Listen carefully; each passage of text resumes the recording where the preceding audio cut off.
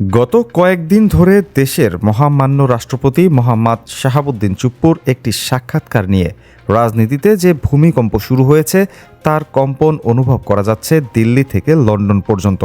কালের কণ্ঠ পত্রিকায় প্রকাশিত এই সাক্ষাৎকারটি কি কেবলই একজন রাষ্ট্রপতির মনের কথা, নাকি এটি একটি সুপরিকল্পিত পলিটিক্যাল ড্রামাটিক স্ক্রিপ্ট যার লক্ষ্য জুলাই বিপ্লবের অর্জনকে ধূলিসাৎ করা? রাষ্ট্রপতি যখন বলেন তিনি সপ্তাহখানেক ধরে ভালো আছেন, তখন প্রশ্ন জাগে তার আগে তিনি কেন ভালো ছিলেন না, আর এখন হঠাৎ ভালো থাকার রহস্যই বা কী? আজ আমরা উন্মোচন করব সেই গোপন অধ্যায় যেখানে দেখা যাচ্ছে যাকে সবাই ক্ষমতার বাইরে ভেবেছিলেন সেই ভারত আর আওয়ামী লীগ মিলে বিএনপির জন্য পেতেছে এক মরণ ফাঁদ। আপনি কি প্রস্তুত সেই অন্ধকার সত্য জানতে? গত শুক্রবার রাতে বঙ্গভবনের সেই রুদ্ধ দ্বার কক্ষে রাষ্ট্রপতি যা বলেছেন তা রীতিমতো শিউরে ওঠার মতো।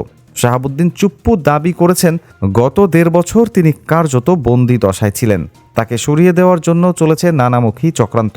তিনি যখন বলছেন অসাংবিধানিক উপায়ে রাষ্ট্রপতিকে অপসারণের অসংখ্য ছক ব্যর্থ হয়েছে, তখন তিনি সরাসরি আঙুল তুলেছেন গত ১.৫ বছরের সেই পরিস্থিতির দিকে যখন বঙ্গভবন ঘেরাও হয়েছিল। কিন্তু সবচেয়ে বড় চমক ছিল তার পরবর্তী বাক্যে। তিনি জানিয়েছেন সেই কঠিন সময়ে তিনি পাশে পেয়েছেন বিএনপিকে এবং তারেক রহমানকে।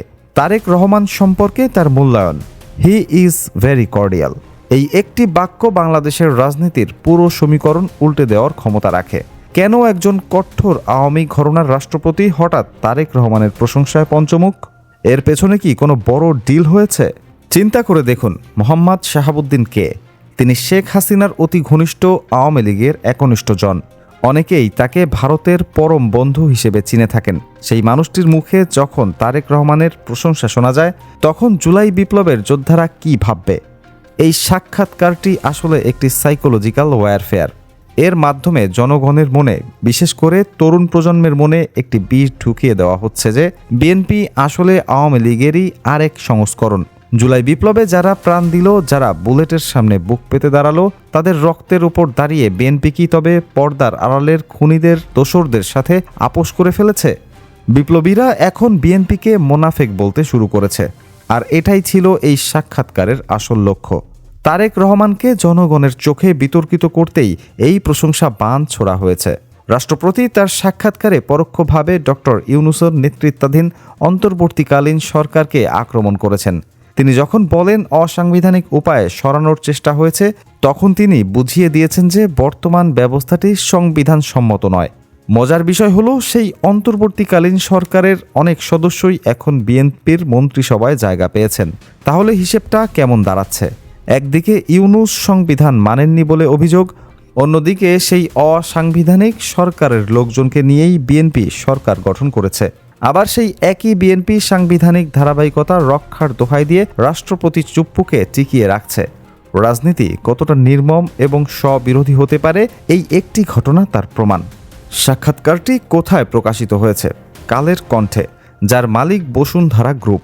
বাংলাদেশের মানুষ জানে, যাদের হাতে বিপুল অর্থ আছে তাদের বিরুদ্ধে কেউ সহজে যেতে পারে না। বসুন্ধরা গ্রুপ এখন কার এজেন্ট হিসেবে কাজ করছে? এই সাক্ষাৎকারটির টাইমিং এবং ভাষা বলে দিচ্ছে এটি একটি সুনির্দিষ্ট উদ্দেশ্য সাধনের জন্য সাজানো হয়েছে। কালের কণ্ঠের ভূমিকা এক ধরনের, রাষ্ট্রপতির ভূমিকা আর এক ধরনের, কিন্তু দুটোরই সুতো বাঁধা আছে এক জায়গায়, আর সেই সুতোর টান আসছে সম্ভবত সীমানার ওপার থেকে। বিশ্লেষকদের একটি অংশ মনে করেন পুরো গেমটি সাজিয়েছে ভারত। এই সাক্ষাৎকারের প্রশ্নমালা থেকে শুরু করে উত্তর কি হবে সব কিছুই হয়তো একটি প্রেসক্রিপশন অনুযায়ী হয়েছে। এটি ভারতের একটি গভীর রাজনৈতিক চাল।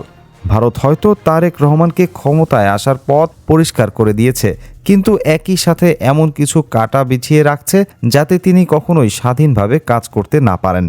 ভারত একদিকে বিএনপিকে আশ্বস্ত করছে, অন্যদিকে তাদের ভাবমূর্তি নষ্ট করার জন্য রাষ্ট্রপতির মুখ দিয়ে প্রশংসা করাচ্ছে।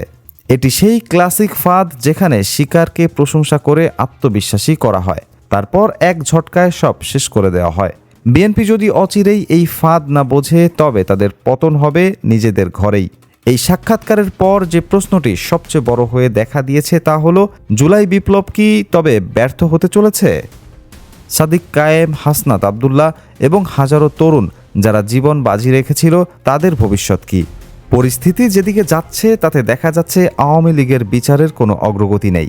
তাজুল ইসলামকে সরিয়ে দেওয়া হয়েছে।